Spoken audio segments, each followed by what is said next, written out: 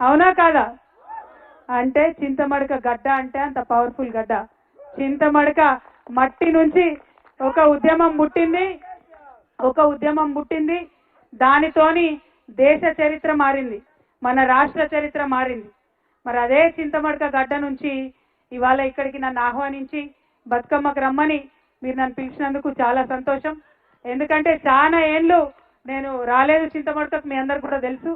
కానీ ఈ సంవత్సరం ప్రత్యేకమైన పరిస్థితులు ఉండే, పోయిన సంవత్సరం ఇంకొక రకమైన బాధాకరమైన పరిస్థితులు ఉండే, కానీ ఈ సంవత్సరం ప్రత్యేకమైన పరిస్థితుల్లో కూడా మరి నన్ను హక్కున చేర్చుకొని మీరందరూ ఇక్కడికి రమ్మన్నందుకు నిజంగా ధన్యవాదాలు. మీకు ఒక మాట చెప్పాలి, ఎవరికైనా కన్న ఊరంటే చాలా ప్రేమ ఉంటుంది, ఎవరికైనా కూడా సొంత ఊర్లో అనేకమైన జ్ఞాపకాలు ఉంటాయి.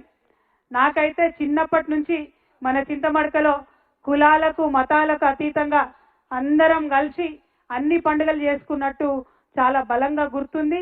నేను 7, 8, 9, 10 తరగతుల వరకు కూడా ప్రతి సందర్భంగా ఇక్కడికి వచ్చేది, దసరాకు బతుకమ్మకు అందరం అన్ని కులాలను కలిసి మంచిగా ఆడుకున్నాం. మీరు ఏదైతే మన చింతమడక ఏదైతే నాకు నేర్పించిందో అన్ని కులాలను కలుపుకోవాలి, అన్ని మతాలను కలుపుకోవాలని మన చింతమడక ఏదైతే నేర్పించిందో నేను దాన్నే ధైర్యంగా తీసుకొని మొత్తం తెలంగాణ అంతా తిరిగి ప్రతి పల్లెలో ఈ బతుకమ్మను తీసుకొని తిరిగిన. మీ అందరికీ తెలుసు, తెలంగాణ ఉద్యమంలో బతుకమ్మ ఎత్తుకొని ప్రతి పల్లెలో కాళ్ళకు బల్పం కట్టుకొని తిరిగిన అంటే నాకు ఈ చింతమడక ఇచ్చిన ధైర్యమే తప్పితే ఇంకొకటి కాదు. అందుకనే చింతమడక ప్రజలందరికీ మళ్ళొకసారి శిరస్సు వంచి నేను నమస్కారాలు తెలియజేస్తా ఉన్నాను.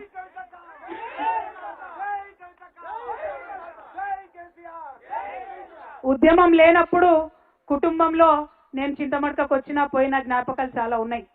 ఉద్యమం ప్రారంభమైన తర్వాత 2004లో కేసీఆర్ గారు ఉద్యమ నాయకుడిగా మరి ఆయన రిజైన్ చేసి ఎంపీగా పోయినప్పుడు ఇక్కడ నుంచి రాజకీయంగా ఇంకొకరిని తీసుకొచ్చి ఇక్కడ పెట్టిరు.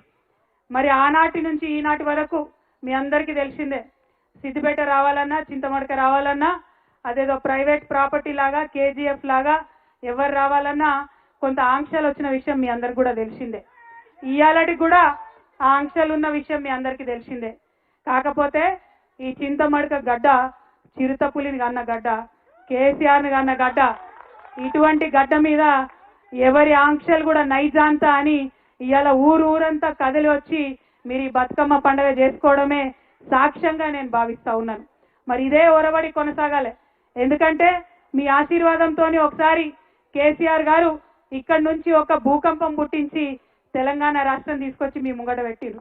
మరి మీరు ఆశీర్వాదం ఇస్తే ఇది నా జన్మభూమి, ఇది నా అమ్మగారిల్లు, మరి ఈ జన్మభూమి తెలియజేస్తా ఉన్నాను.